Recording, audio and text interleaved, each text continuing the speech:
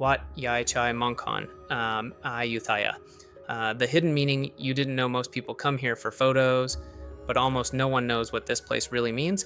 This temple was built to celebrate a victory, but if you look closer, it doesn't feel like victory at all. All right, so this is Wat Yai Chai Mongkhon.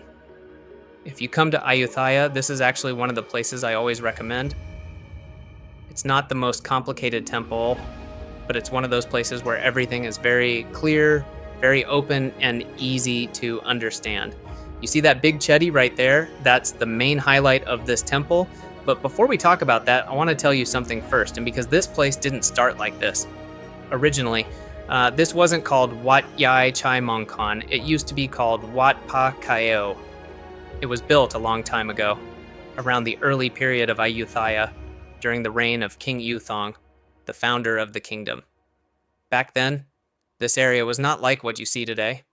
There were no tourists, no walkways, no organized space like this. It was much more simple, much quieter, and mainly used by monks. This temple was actually known for meditation practice. There was a group of monks here called the Pa Kaeo group. They focused on forest-style practice, which means they preferred quiet places, less distractions, and more time for meditation. That's why if you walk around, you'll notice something different from other temples. There's a lot of open space. The layout is not too crowded, and even today, it still feels a bit more relaxed. So originally, this place was more about inner practice, not about history, not about war, just a quiet place for monks. But then something very important happened, and that's when this place started to change. If you look at this chedi again, this wasn't part of the original temple. This was added later during the time of King Naresuan the Great. Around the late 1500s, he fought in a very important battle, known as the Elephant Battle. It's one of the most well-known events in Thai history. After that victory, Ayutthaya regained its independence from Burma, and to mark that moment, he ordered this huge chedi to be built here. It's about 90 meters tall, which makes it one of the tallest in Ayutthaya. You can actually walk up those stairs, and if you go all the way to the top, you'll see the entire surrounding area. It's a bit steep, but it's worth it. From up there, you really get a sense of how big this place is. And from that point on, the name of the temple changed. It became Wat Yai Chai Mongkhon. Chai means victory.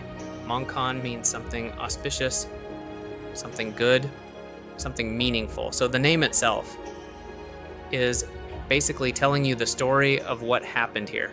Now, if you walk around the base of the chedi, you'll see rows of Buddha statues all lined up, wearing yellow robes. This is actually one of the most recognizable views of this temple. People like to take photos here, but if you slow down a bit, it's actually very peaceful. You'll see people walking slowly, some just sitting, some just looking around, not really in a rush. And if you continue walking toward the side of the temple, you'll find another area. There's a reclining Buddha over there. It's quite large, and it's wrapped in a golden cloth. The feeling there is very different from the chedi area. It's quieter, more still, and people tend to spend a bit more time there. Some people just stand quietly. Some close their eyes for a moment. It's one of those spots where you naturally slow down, and that's something I always find interesting about this place.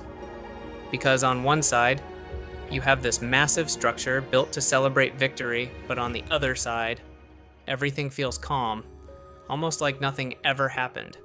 It doesn't feel like a place connected to war at all, even though that's exactly how it became famous, and maybe that's what makes this place special. It started as a quiet place for meditation, then became a symbol of victory, but somehow it still feels peaceful. Not too intense, not overwhelming, just balanced.